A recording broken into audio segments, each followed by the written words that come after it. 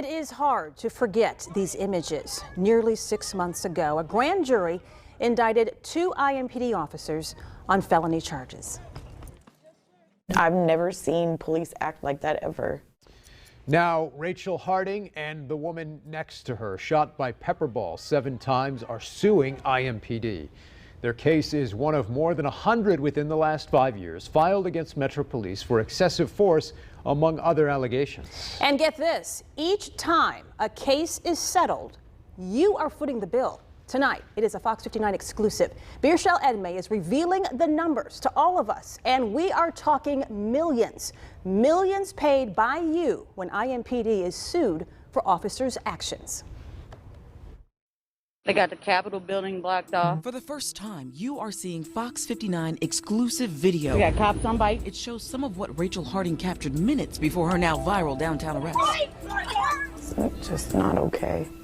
Sorry. Now, Marion County's prosecutor is criminally charging 2 of the officers involved. Rachel and Ivory Westfield are also suing IMPD in civil court for excessive force, among other things. What those officers did was wrong. You cannot put a price tag on that. Because understanding at this point, and at every point up to now, they have denied any liability or culpability for their actions. But if there is a price tag on this case, you'll be paying for it. This excessive force lawsuit, like most of them against IMPD, may not even make it before a judge. I would say that the bulk of them are either settled or dismissed. Indiana's justice system requires mediation and negotiation first to encourage early settlement. That's to decrease the court's backlog and expenses. But then the settlement costs fall onto you. We don't always settle because we think we did anything wrong. It's just a matter of finance. Over 3 months, I reviewed more than 100 cases, and the verdict is in. You've paid more than $16 million, and every year from 2015 to 2020, Metro Police has blown past its settlement budget. For example, in 2015, you paid $4.5 million for Metro Police settlements. The data I requested from the city's finance office also shows that's 6 times what was budgeted for that year. So what are you paying for? Often it's allegations of excessive use of force, false arrest, and even accidents. In 2015, one case cost you $650,000 and nearly a year of a man's life. Case files show Detective Lesia Moore used a photo lineup with an old close-up mugshot of a man who, while near the murder scene, had an alibi and did not match witnesses' descriptions. 2 days into this murder trial, it was dismissed because the same witnesses who later saw the man in person instead of that lineup said it wasn't him. 99.9% of the time, the cop goes back, or the officer, I don't mean to be derogatory, the officer goes back to his employment. There's a settlement of some amount or an award by a court of some amount. The officer goes back to his job. What would be the deterrent? The next year, you paid $99,000 for similar allegations involving the same lead detective still on the job. IMPD never fired Detective Moore. Instead, 2 years later, she retired, though in a different department. There are officers that are accused of similar offenses in the same year or back-to-back. If you see something like that, does it raise a red flag? Well, obviously. So we have what's called an early warning system. You know, when we hear of complaints against officers, it will chart that, and I'll be notified, or the supervisor will be notified if there's multiple accounts. One area the chief also reviews is the type of allegations, including accidents. Over 5 years, crashes made up a majority of settlements. In 2017, an accident with an IMPD officer left a woman injured and cost you $225,000.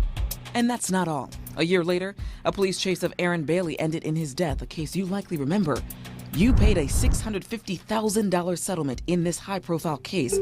Today, new policies are in place so this instance or further accidents are prevented. You know, pursuing people for something simple as a speeding violation, you need to have more than that. Chief Taylor tells me using this sort of practice helps identify trouble spots. So does his review of settlements, like 2 from 2019 involving the same officer. In one case, you had an officer, Officer James Perry, within that same year, this is 2019, 2 cases involving him, each for excessive force during an arrest. One resulted in a $10,000 settlement, one resulted in a $2.1 million settlement. So if I'm a taxpayer and I hear that, why should that officer still be on the force? Well, We have to look at that, obviously, and that's a personnel matter that I can't get into.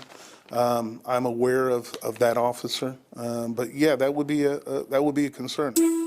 And Chief says concerns are investigated. These are just some examples I found out of more than 100 cases. We're trying to do best practices. But the chief says they are instances, not the norm. We don't want taxpayers paying any more than they have to. But it's one of those things that come along with running a city police agency. I'm a taxpayer as well, so I'm concerned with where my money is going.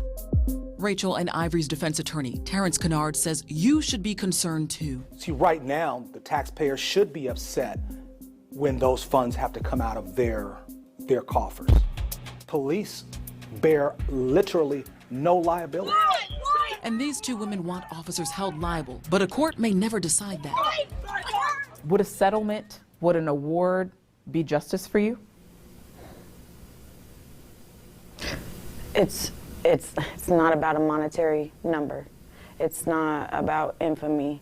Like, I'm here and I show up just because I need something to change. And I feel like that's important. But sometimes, even change comes at a price. Both officers cited in Rachel's civil lawsuit have pled not guilty in the criminal case. As for the more than 100 settlement awardees, you don't hear from them tonight because of confidentiality agreements. NDAs are standard with settlements, but often raise questions about transparency. The chief and city attorney told me transparency is the city's goal. That's why they've shared the details of all of these cases with me. So right now, you can go to Fox 59. That's where you'll find so much more, including my exclusive one-on-ones, and search through what else you paid for in the last 5 years and these case details. Dan? Very eye-opening, Pierschel. Thank you so much. We appreciate it.